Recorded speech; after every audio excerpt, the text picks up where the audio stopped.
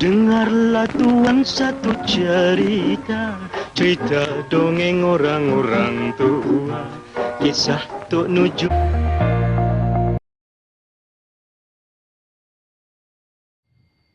Assalamualaikum dan salam sejahtera. Saya Ashkan Nabila binti Audu Manaf. Hari ini saya akan bincangkan mengenai penggunaan bahasa istana dalam filem Melayu klasik. Filem Melayu klasik yang dipilih oleh kumpulan kami ialah filem Nujum Pak Belalang hasil karya Allahyarham Tan Sri P. Ramlee.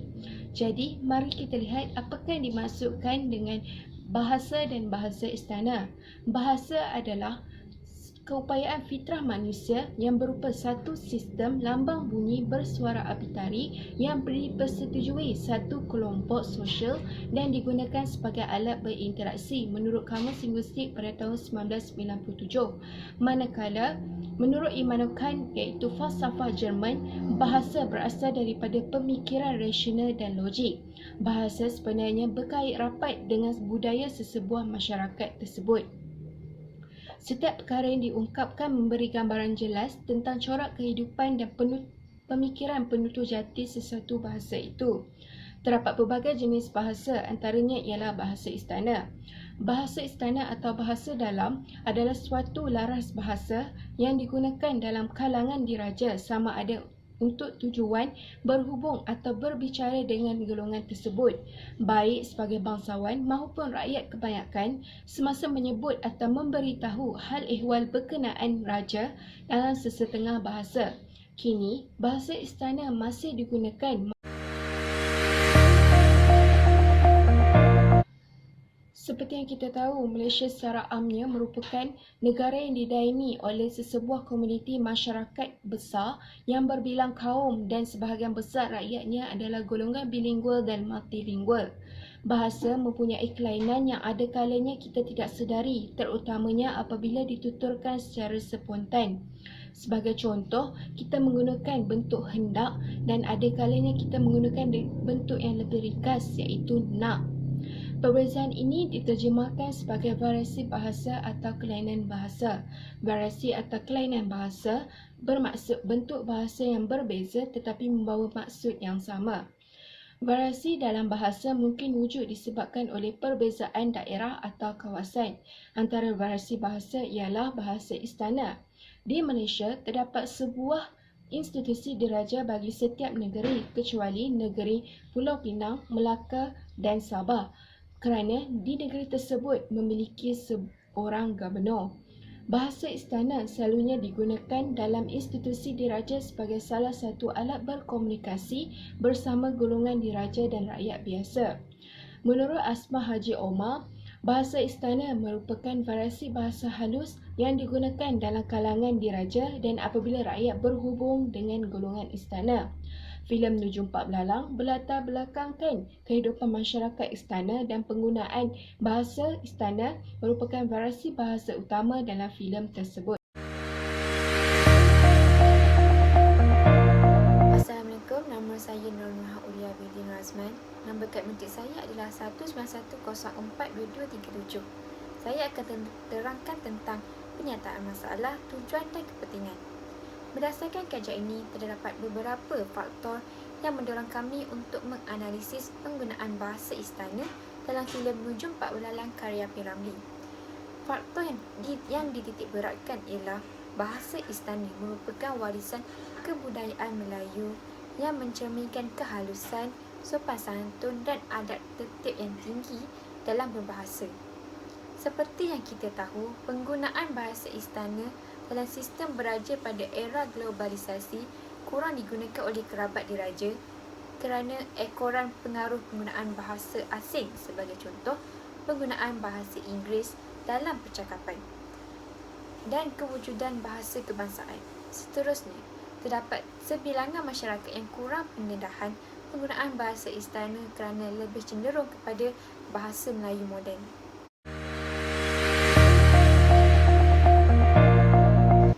Okey, seterusnya adalah tujuan dan kepentingan bagi kajian ini. Objektif kajian ini dilaksanakan adalah untuk, yang pertama, mengenal pasti penggunaan bahasa istana yang terdapat di dalam filem Nujum Pak Belalang. Yang kedua, menganalisis fenomena bahasa yang terdapat dalam filem Nujum Pak Belalang. Dan yang ketiga, menghuraikan implikasi penggunaan bahasa istana dalam masyarakat. Dan yang terakhir iaitu keempat, membandingkan aspek penggunaan bahasa istana yang terdapat di dalam filem dengan bahasa masyarakat biasa iaitu bahasa moden.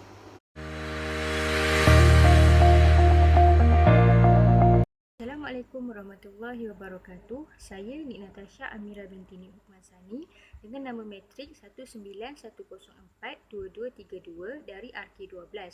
Saya akan menerangkan tentang kajian terdahulu dan metodologi untuk kajian bertajuk penggunaan bahasa istana dalam filem Melayu klasik. Terdapat beberapa kajian terdahulu yang telah kami temui berkaitan dengan tajuk bahasa istana. Artikel pertama daripada Jabatan Adat Istiadat Negara (JAIN) yang diterbitkan pada tahun 2018 bertajuk Bahasa Dalam, Bahasa Dalam ataupun Bahasa Raja-Raja. Bahasa ini digunakan oleh kerabat diraja, individu yang mempunyai peranan penting dalam kalangan masyarakat dan individu yang mempunyai peranan penting di dalam kerajaan. Hasil dapatan dari kajian ini mendapati bahawa bahasa dalam atau bahasa istana boleh dilahirkan dengan perkataan biasa tetapi dilontarkan dalam nada dan intonasi yang sopan dan disusun dalam konteks kiasan.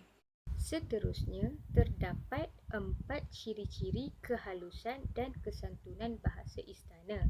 Antaranya ialah penuh ikhlas. Penuh ikhlas bermaksud bahasa yang penuh berkias dan memberi makna yang mendalam. Ia digunakan dalam keadaan marah tetapi tidak akan melontarkan kata-kata yang tidak baik ataupun kata-kata yang kesat. Kedua adalah berkolokasi atau padanan. Berkolokasi bermaksud bahasa tingkat tinggi yang melahirkan beberapa perkataan khusus yang merujuk kepada sifat, perbuatan dan nama pihak tertentu. Yang ketiga ialah kata beralas. Kata beralas bermaksud kata-kata pendahuluan yang diajukan sebelum menyampaikan sesuatu perbualan antara sultan dan kerabat diraja. Seterusnya yang keempat ialah ciri bernada usulan ataupun cadangan. Cadangan bertujuan untuk memberi cadangan tetapi dengan menggunakan nada yang santun dan sopan. Artikel kedua ialah buku daripada Prof. Emeritus Datuk Asamah Haji Omar yang diterbitkan pada tahun 2016 bertajuk Bahasa Diraja Warisan Budaya Melayu. Beliau berpendapat bahawa bahasa istana adalah sejenis kelainan sosial antara berbagai-bagai kelainan sosial bahasa Melayu. Bahasa istana ini merupakan kelainan yang paling halus dan digunakan dalam institusi khusus iaitu apabila berhadapan atau merujuk keluarga diraja. Menurut pengarang, bahasa istana merupakan warisan kebudayaan Melayu yang mencerminkan kehalusan, sopan santun dan adab tertib yang tinggi dalam berbahasa. Di dalam buku ini juga menerangkan tentang perbezaan di antara bahasa istana dan bahasa biasa. Seterusnya, ia juga menerangkan tentang ciri penting dalam komunikasi yang menggunakan bahasa diraja, iaitu penggunaan gelaran diraja. Setiap sultan dimulai dengan Yang di-Pertuan Agong mempunyai gelaran yang tersendiri. Gelaran itu telah dikanunkan oleh negeri-negeri masing-masing. Seterusnya, saya akan menerangkan pula tentang metodologi atau kaedah kajian yang kami gunakan dalam menjalankan kajian bertajuk penggunaan bahasa istana dalam filem Melayu klasik ini. Tujuan metodologi ini ialah untuk menghubungkaitkan objektif kajian dan hasil kajian.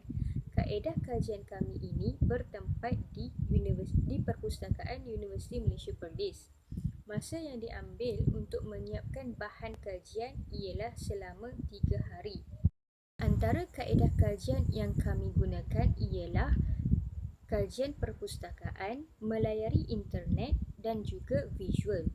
Melalui kajian perpustakaan, kami telah membaca beberapa bahan bacaan berkonsepkan bahasa istana, termasuklah buku penulisan Prof. Emeritus Datuk Asama Haji Omar yang bertajuk Bahasa Diraja edisi baharu. Buku ini menceritakan tentang kelainan sosial antara berbagai-bagai kelainan sosial bahasa Melayu. Seterusnya ialah melayari internet. Internet merupakan suatu medium yang mudah dan cepat untuk mendapatkan sesuatu informasi dan maklumat. Dengan kesempatan ini, kami telah melayari beberapa laman web untuk mendapatkan artikel yang berkaitan dengan tajuk kami, iaitu bahasa istana. Kaedah yang terakhir ialah visual ataupun pemerhatian. Kaedah visual ini digunakan untuk menganalisis filem yang kami pilih, iaitu filem Nujum Pak Belalang. Tujuan menganalisis ialah untuk mengeluarkan seberapa banyak perkataan istana yang digunakan di dalam filem tersebut.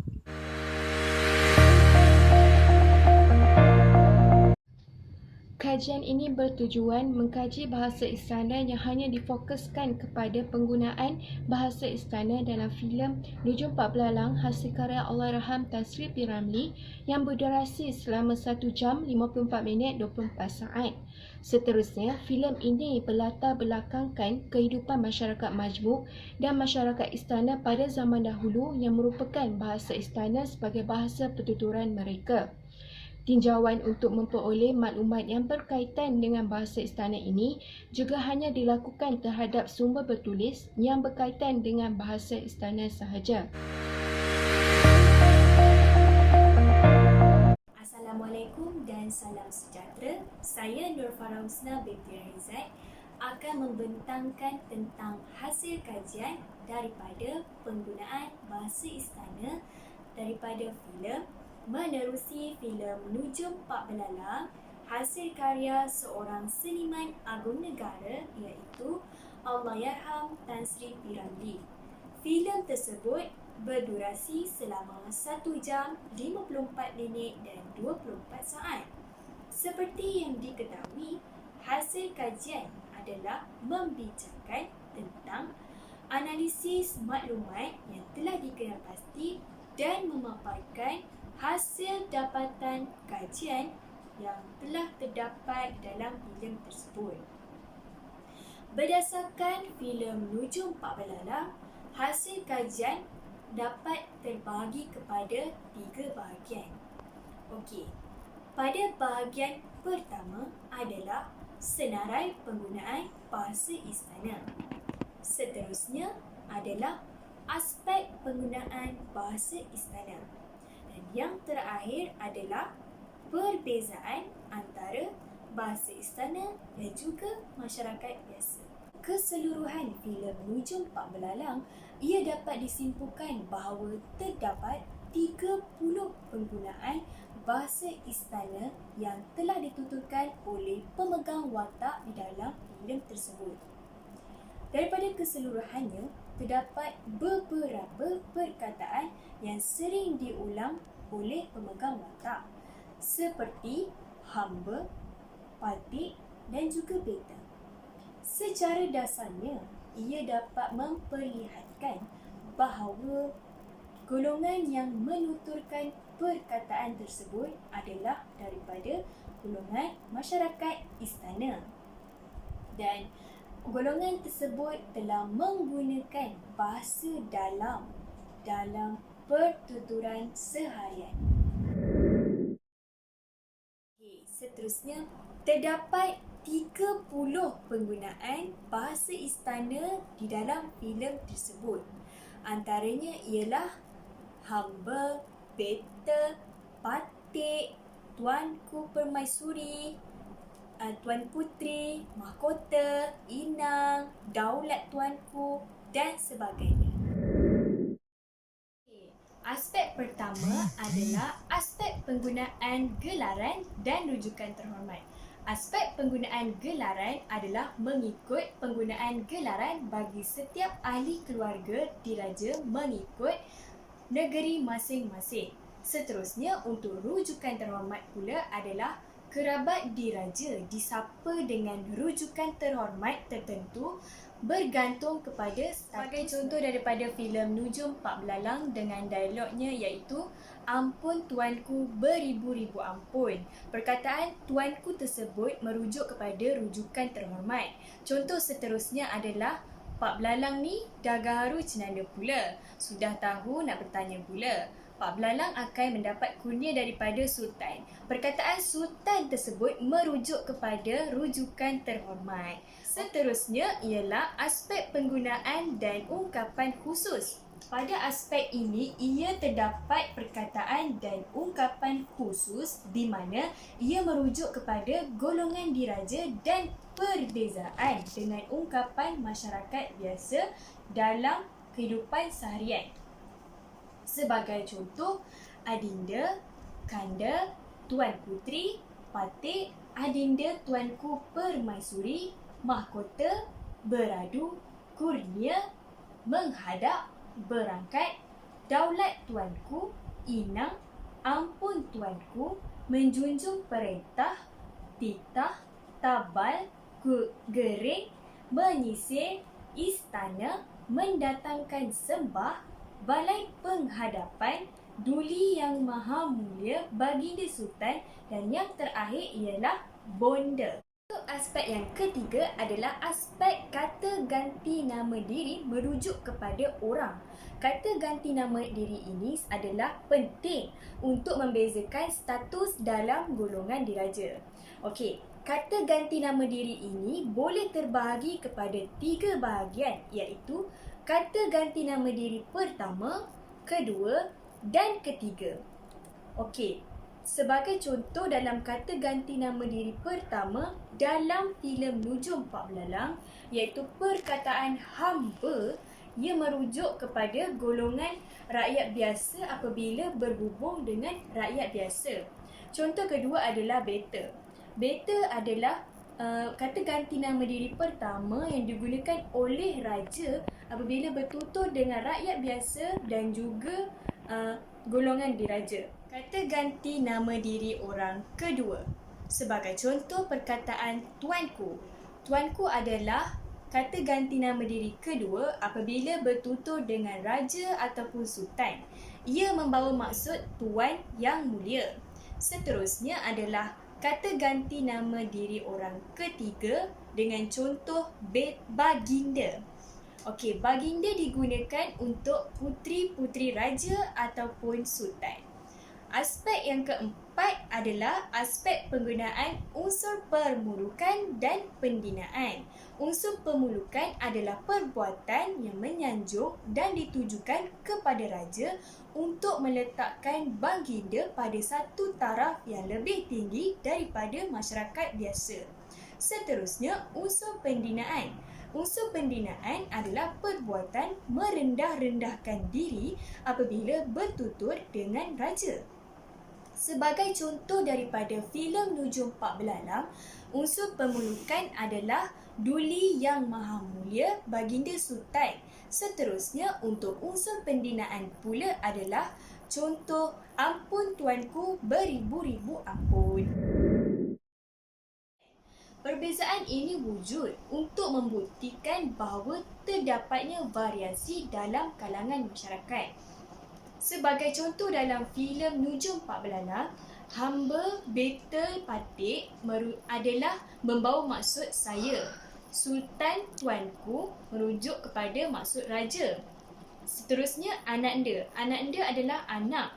Ayanda adalah ayah ataupun bapa. Adinda adalah isteri.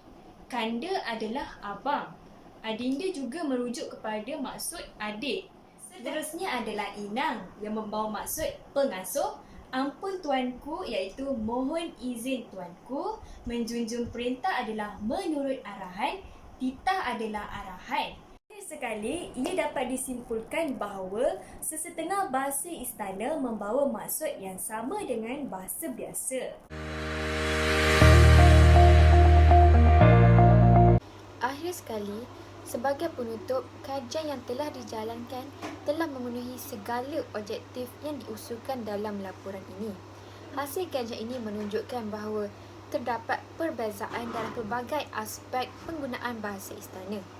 Berpandukan dapatan kajian, kami mendapati bahawa terdapat 30 perkataan bahasa istana melalui filem Nujum Pak Belalang hasil karya Tan Sri P.Ramlee. Antaranya adalah beradu, mahkota, inang, gering dan sebagainya. Perkataan-perkataan ini merupakan bahasa istana yang kerap digunakan dalam filem ini. Sesetengah perkataan ini juga membawa maksud yang serupa dengan biasa. Kajian ini dijalankan berkepentingan bukan sahaja kepada kami sebagai penuntut, malah diharapkan mampu memberikan manfaat yang berguna kepada masyarakat.